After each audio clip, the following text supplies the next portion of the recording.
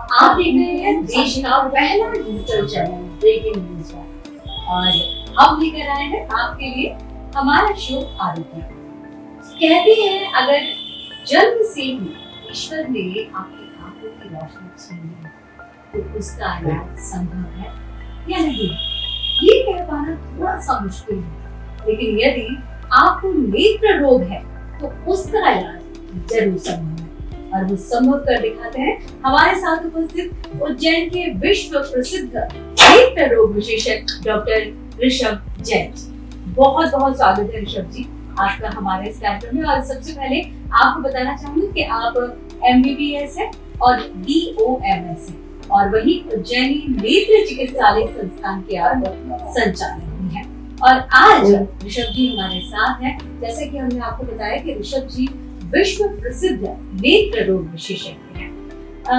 सबसे पहले हम बात करना चाहेंगे डॉक्टर साहब कि कहा जाता है कि आप विश्व की जो असाध्य जेनेटिक नेत्र रोग जो होते हैं उनमें भी रोशनी बढ़ाने का प्रयास कर रहे हैं और साथ ही जो है कई वीडियो भी अक्सर दर्शक आपकी देखते रहते हैं और नई नई जानकारी प्राप्त करते रहते हैं। अगर आपको इससे रिलेटेड कुछ समस्या होती है तो बहुत सारी समस्याएं तो आपकी वीडियो देख के ही यूट्यूब पर जो है सॉल्व हो जाती हैं।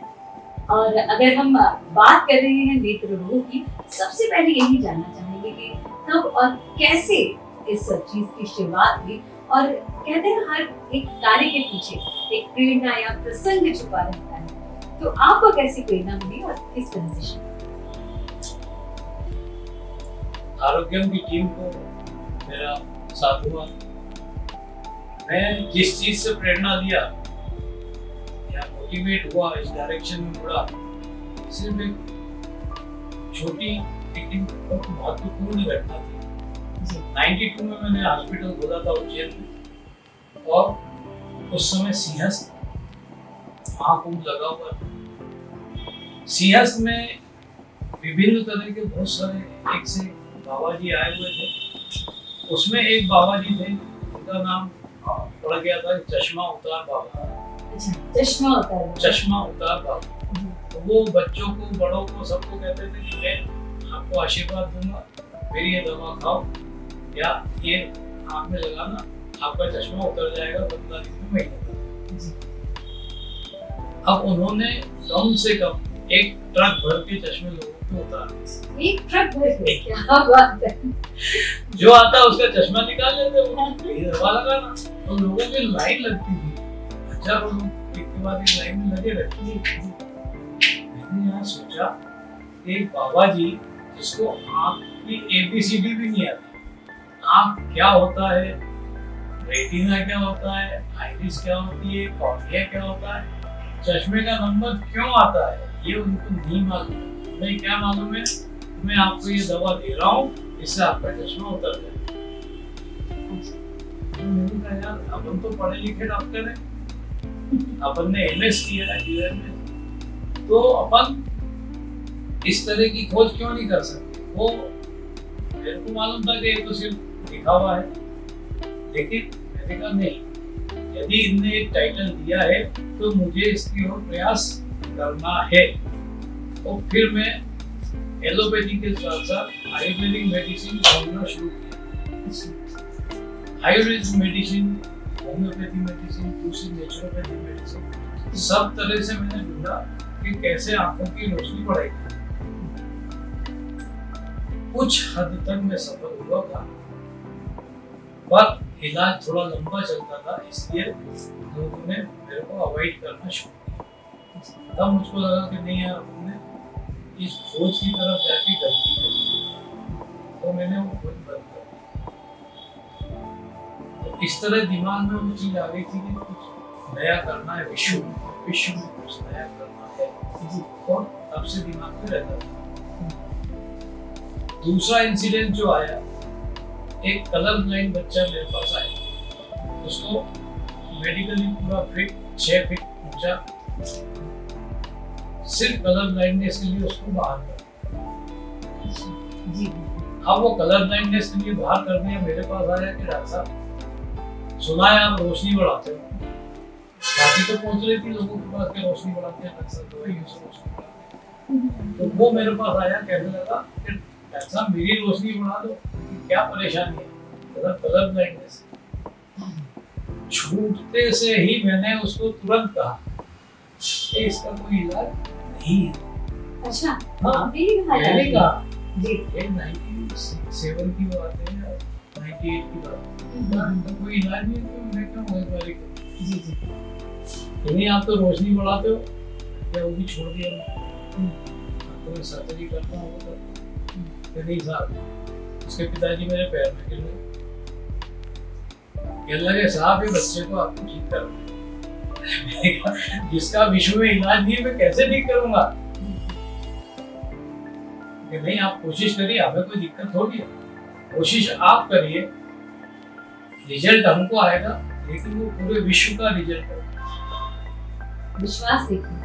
उसका विश्वास नहीं करोगे तो आप ही करोगे, करना आपको पड़ेगा। और देखिए, मैंने फिर तमाम उसको कहा 8 दिन बाद आना, सारी दवाइयाँ, सारे सब चीज़ें वो स्टडी करी, क्या फार्मूला बनाना, फार्मूले बनाए, और उसके बाद उसका इलाज शुरू किया। ईश्वर महाकाल बाबा ने ऐसी कृपा करी कि वो बच्चा 8 दिन में क्योर हो गया। क्या बात है। ताकि 50% उसको दिखता था, 50-60%, लेकिन बाकी की प्लेट में उसकी पूरी पड़ा दी, वो बच्चे का सिलेक्शन हो गया सेना। तो ऐसे एक के बाद वहीं से आपका कॉन्फिडेंस बस मेरा कॉन्फिडेंस बढ़ गया कि मैं कलर ब्लाइंडनेस ठीक कर सकता हूँ। विश्व की आजादी में तो नहीं, 100% रिजल्ट मेरे पास, मैं तो किसी से पीछे नहीं। बिल्कुल। और आप देख सकते हैं कि तब से लेकर और आज में कितना परिवर्तन है।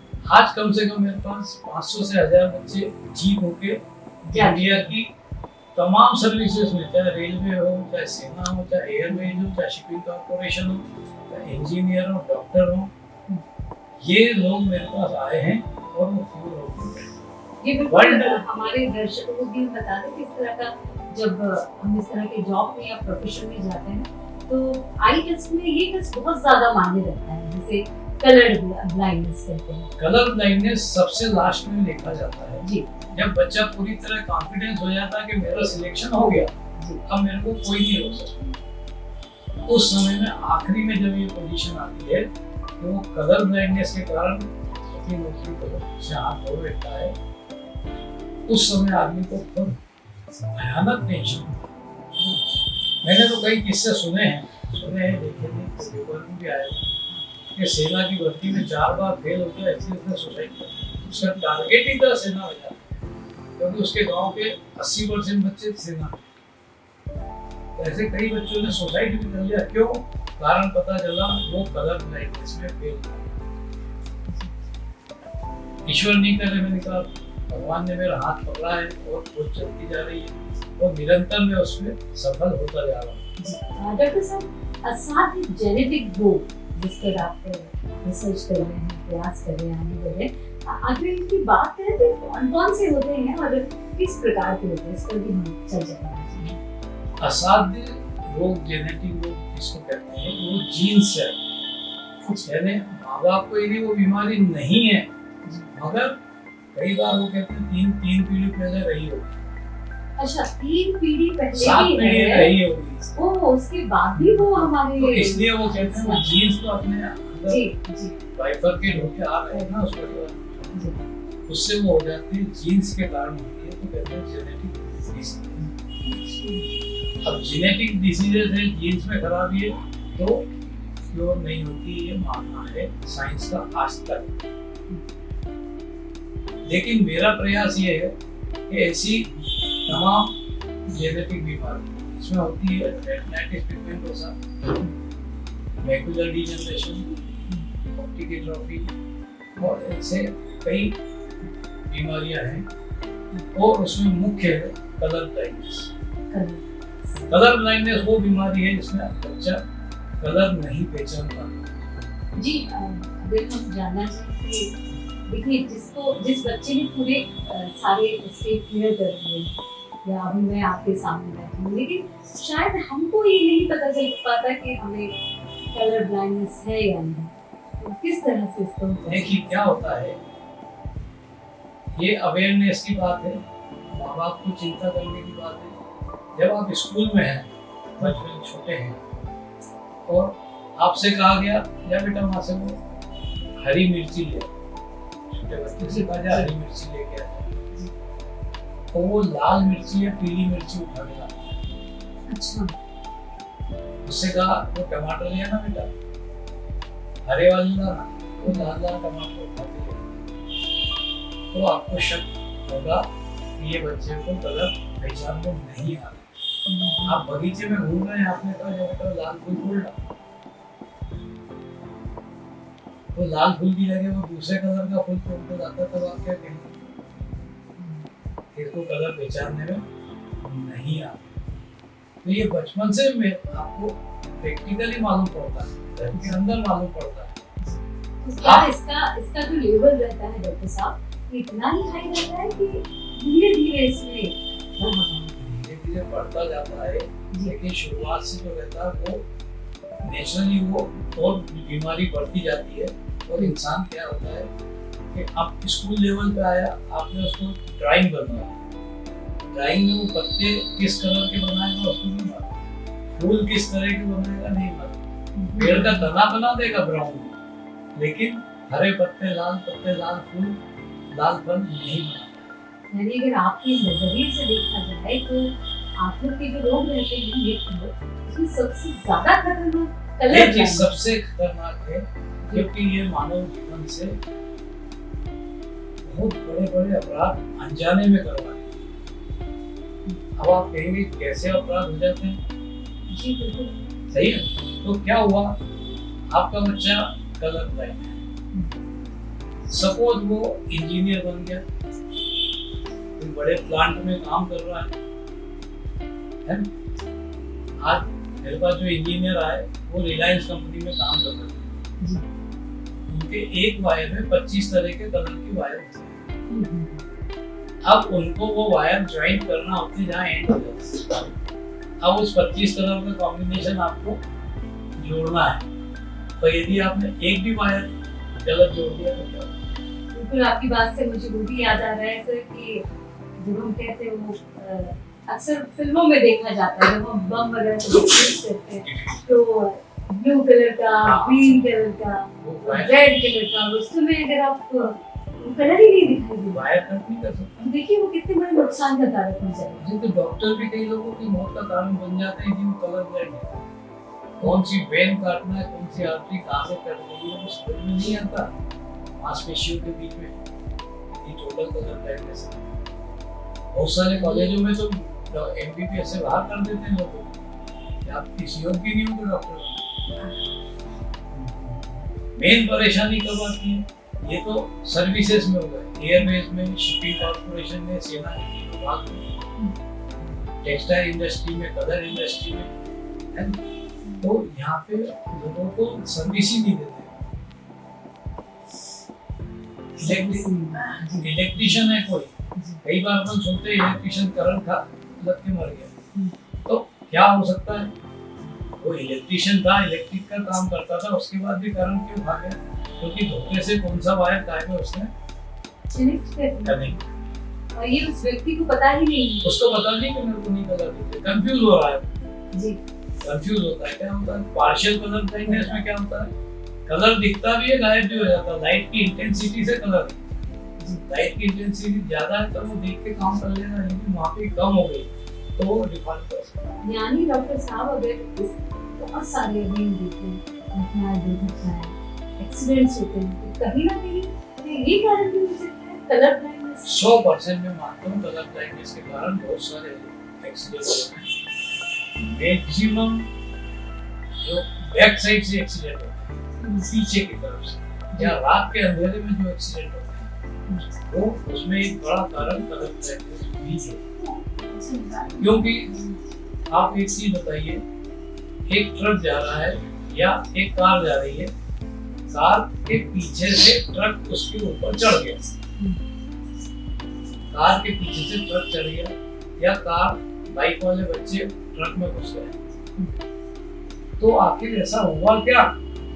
कोई चाहेगा कि मैं मर जाऊं, फिर पीछे से टक्कर खा के मैं मर जाऊं? कोई सोचेगा मेरा परिवार मर जाए मैं सोचूंगा? क्यों? जब रात के समय गाड़ी चलाते हैं और आगे वाली गाड़ी भी 100-125 की स्पीड पे जा रही है, पीछे आप भी उसी स्पीड पे जा रहे हैं और आगे वाले को दिखा कि कोई खड्डा है या कुछ है उस ट्रक वाले को, तो उसने सडन ब्रेक लगाया। अब ब्रेक लगाया तो क्या होता है, दिन के समय आपको स्पीड कम होती हुई दिखती है, धूल उड़ती हुई दिखती है, तो आप समझ जाते हैं कि सामने वाले ने ब्रेक लगाया है। लेकिन अंधेरे में वो चीज आपको धूल भी नहीं दिखती, ब्रेक भी नहीं दिखती, स्पीड कम हो रही है, वो नहीं दिखता। तो आपकी 4D पिक्चर होती है और 3D पिक्चर आपको नहीं दिखती, तो आपको महसूस नहीं होता कि सामने वाले ने ब्रेक लगाया है और आप उसी स्पीड से चल रहे हैं। वो 100 से आ गया 70 पे और आप 100 पे ही चल रहे हैं। आप टर्न करेंगे गाड़ी, उसके पहले आप उससे पीछे से जाके टकरा जाएंगे। अच्छे भले लोग जो साथ में बैठे हैं, कई बार ड्राइवर कलर ब्लाइंड है और वो परिवार से अच्छे हैं, कलर दिख रहा है, ब्रेक लगा, लाइट जल रही है, तो वो ड्राइवर को बताते हैं, तो वो ओवर कॉन्फिडेंस में ड्राइवर भी कहता है कुछ भी तो नहीं है, सब सही तो चल रहा है, वो गाड़ी में देख रहा है। अगर बात की जाए देश की, समाज की और तमाम सामाजिक परिवेश की जो बात करते हैं, तो उसमें कलर ब्लाइंडनेस बहुत ज्यादा ही घातक ऐसी बीमारी है। ये ऐसी जो बीमारी है, सिर्फ शरीर को ही नहीं बल्कि समाज को भी नुकसान पहुंचाती है। देखिए मौत होती है, चाहे वो अमीर की हो, गरीब की हो, किसी की। आपने गाड़ी किसी गरीब पे चढ़ा दी, गाड़ी पे चढ़ा दी तो भी वो मौत होती। और एक रईस की कार के पीछे से ट्रक घुस गया तो एक बच्चा 25 सेकंड में अच्छा भला जाता है और लाश हो गया, कारण पीछे से किसी चीज में घुस गया या किसी ने पीछे से उसको टक्कर दी। गलती नहीं किसी की, लेकिन वो जो आंखें जो कलर नहीं देख पा रही, उसके कारण ये एक्सीडेंट होते हैं। मेन चीज क्या है, हमारे देश में कभी कारण देखने की कोशिश नहीं करी कि एक्सीडेंट क्यों हुआ। जी, मैं वही आप इस प्रश्न पे ही आने वाली थी कि अगर हम सरकार की जिम्मेदारियों की बात करें तो बहुत बड़ा ऐसा मुद्दा है जिसको समाज के बीच में लाना चाहिए, इसको जागरूकता फैलाना चाहिए। जी हाँ, तो आप क्या जागरूकता के साथ कंपलसरी होना चाहिए। स्कूल लेवल से ही बच्चों की जांच करो कि कलर ब्लाइंड है क्या नहीं।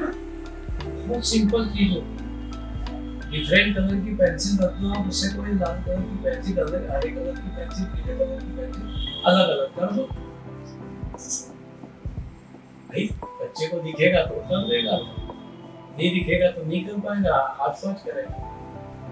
थोड़ा और बड़ा होता है बच्चा, गिनती पढ़ने लगता है, सिंपल सा टेस्ट है इशारा चार्टिंग, उसमें गिनती लिखी होती है डिफरेंट कलर के बीच में, डिफरेंट कलर के गोले गोले होते हैं, उसके अंदर गिनती लिखी होती है, वो उसको पढ़ना होती है। 1 2 लिखा है, 4 5 लिखा है, 3 4 लिखा है, जो गिनती उसको सिंपल KG1 का बच्चा बता देगा 3 4 5 इस तरह से लेटर लिखे हुए 2-2 इंच के।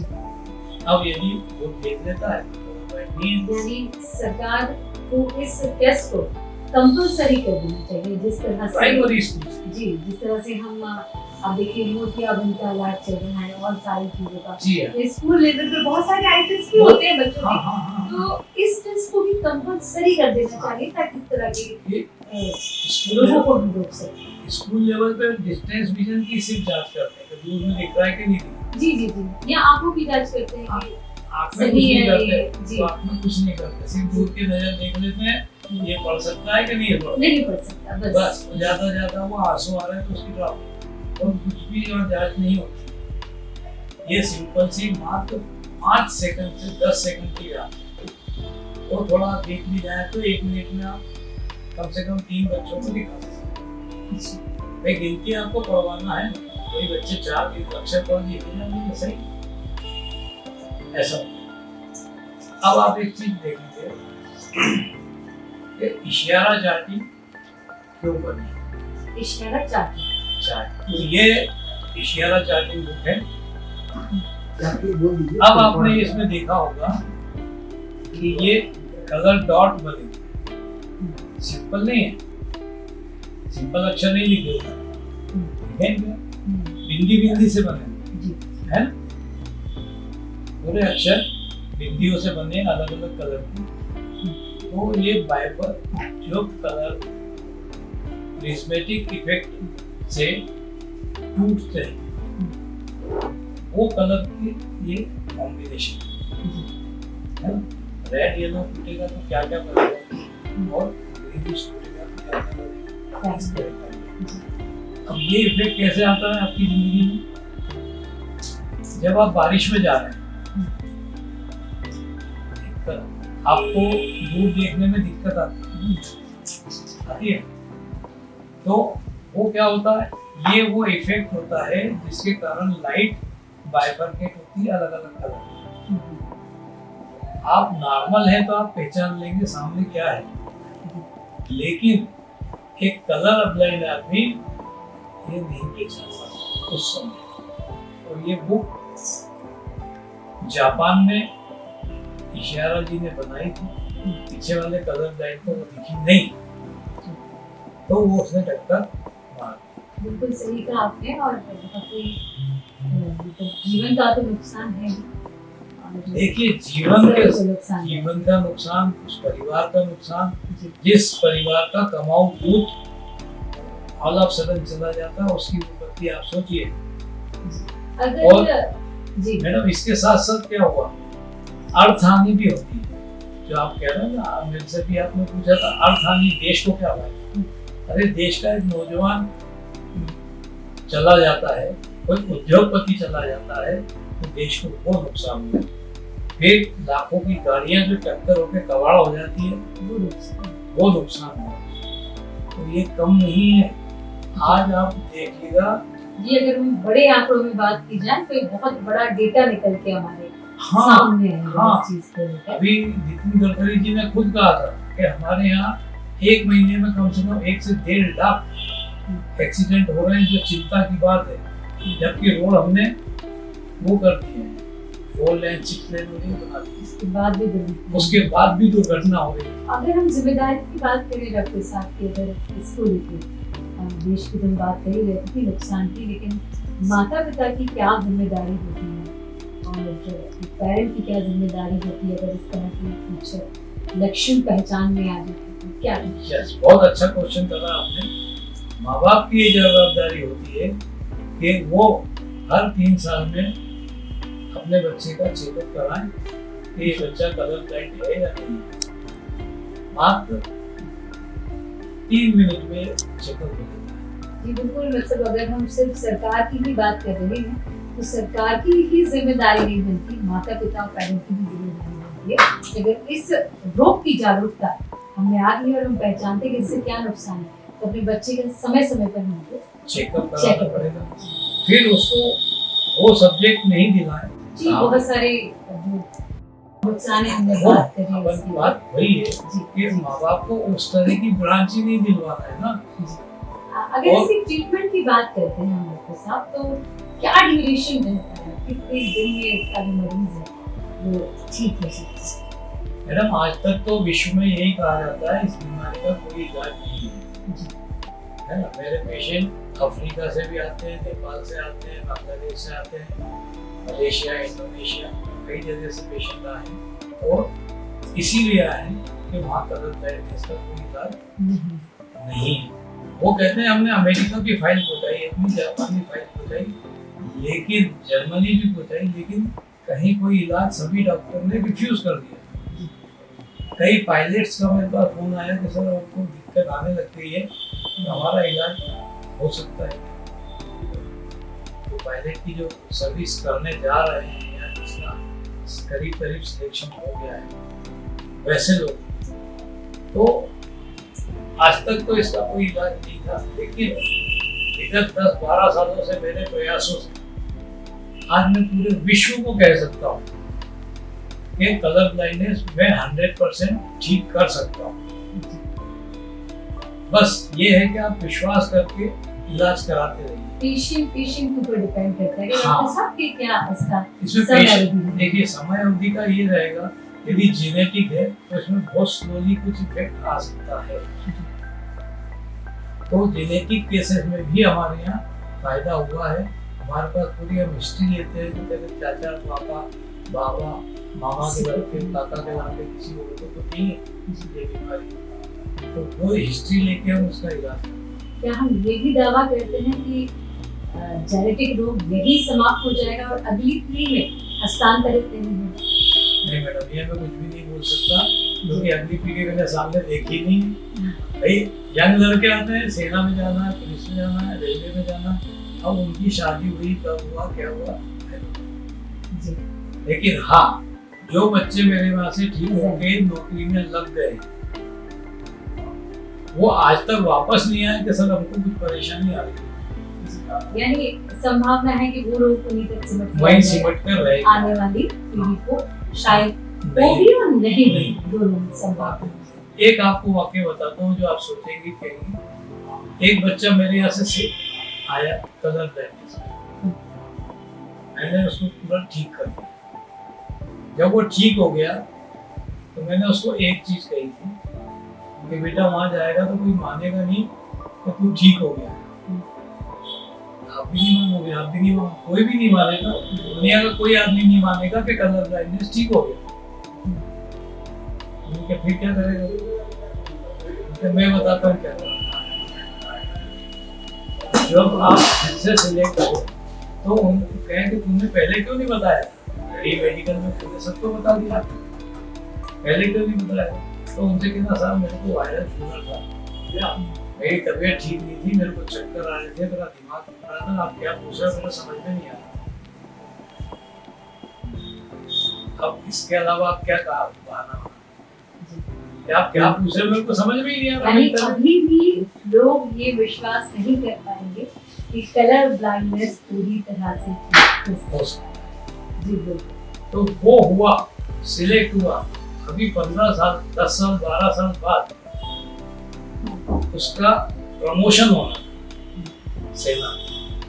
अब वो प्रमोशन होना था तो उसका फिर मेडिकल आया, मेडिकल पे उसका थंब लगवाया, थंब लगाया तो उसमें कंप्यूटर में बोल दिया तो कलर ब्लाइंड है। पहले की हिस्ट्री से तो सब कंप्यूटर में सब ठीक रहता, हमने हर ठीक है भाई, कलर ब्लाइंड है। फिर मैंने बोला डॉक्टर साहब ने चेकअप कर रहे थे, क्या हो नहीं सकता कि कलर ब्लाइंडनेस से साबित हो।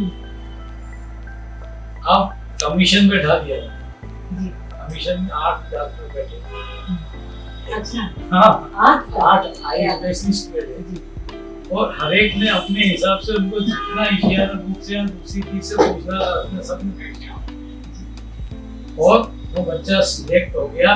फिर उसने सब चीज बता दी। मैं कहा साहब हाँ बिल्कुल सही है, तेरा प्रमोशन कोई नहीं रोक सकता। उसको प्रमोट हो गया वो, और आज उसने आके मेरे को बधाई दिला के गया कि साहब आपकी दया से ही मैं प्रमोट हो गया। ये तो बिल्कुल हम भी अपने व्यूअर्स को, अपने दर्शकों को यही कहना चाहेंगे कि इस तरह की बीमारी के कलर ब्लाइंडनेस के अगर कहीं लक्षण दिखाई देते हैं, जैसा कि डॉक्टर साहब ने बताया कि हम उनको कैसे पहचान सकते हैं। सबसे पहले तो डॉक्टर साहब ने जो जिम्मेदारी हमारी माता पिता की, पेरेंट्स की, समाज की और देश की, तो बताइए हम सबको निर्वहन करना चाहिए। और अगर इस तरह से पाया जाता है तो उसके लिए हमारे पास डॉक्टर ऋषभ जैन उपस्थित है। एक छोटा सा मिथिंग भी सबके बीच में है। जी। आदमी ये कहता है मेरे को कहाँ कलर ब्लाइंड है, मैं लाल लाइट देख लेता हूँ, हरी लाइट देख लेता हूँ, सिग्नल देख लेता हूँ,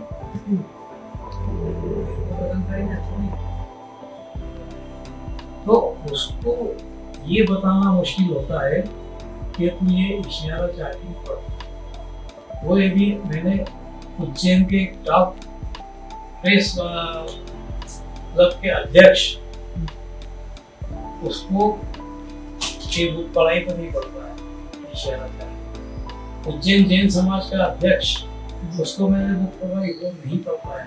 मेरे साथ मेरे को सिग्नल सब सही साथ दिखते हैं, तो कैसे कहते हो मैं कलर ब्लाइंड। बट मैंने आपको एक चीज बताई, ये कलर ब्लाइंडनेस कब उठ के सामने आती है बारिश हो, कोहरा गिर रहा हो, उस समय में आप कंफ्यूज करते हैं। तो मैंने उनसे यही कहा, भाई साहब बिल्कुल सही हो, लेकिन एक बात ध्यान रखना, कहीं भी आउटडोर शूट उसमें जाओ आप घूमने में, तो ड्राइवर लेके जाना साथ, और ड्राइवर से गाड़ी चलवाना। बिल्कुल, और बहुत सारी जानकारियाँ और बहुत सारी बातें डॉक्टर साहब आपने हमारे दर्शकों को बताई कि किस तरह से होना चाहिए और क्या प्रिकॉशंस हमको रखना चाहिए। हालांकि बहुत सारी ऐसी बातें हैं जो हम अगले एपिसोड में अपने आरोग्यम शो में हम डिस्कस करेंगे, क्योंकि आंखें वो चीज़ है जो हम इस खूबसूरत दुनिया को देख सकते हैं और आनंद ले सकते हैं। लेकिन मैं चाहूँगी कि बहुत खूबसूरत संदेश के साथ, इस मैसेज के साथ, ताकि ये बात, ये जागरूकता जन जन तक पहुँचे और इस विषय पर जो है लोग खुलकर बात कर सकें और आगे आ सकें। मैं चाहूँगी कि आप एक संदेश दें। बस ये दुनिया रंग बिरंगी सबको दिखे, हमारे यही लोगों से आग्रह है कि अपना टेस्ट कराइए और इलाज कराइए, सुरक्षा बरतिए। तो सुना आपने डॉक्टर रसल जैन जी को, जिन्होंने बताया कि किस तरह से कलर ब्लाइंडनेस जो है समाज में एक बहुत ही नुकसानदायक बीमारी है, जो शायद कहीं ना कहीं हमारे जीवन को, समाज को, देश को, सभी को प्रभावित करती है। इस विषय पर सोचिएगा जरूर। अगले एपिसोड में कुछ नई जानकारी नेत्र रूप से लेकर हाँ जरूर। तब तक के लिए नमस्कार।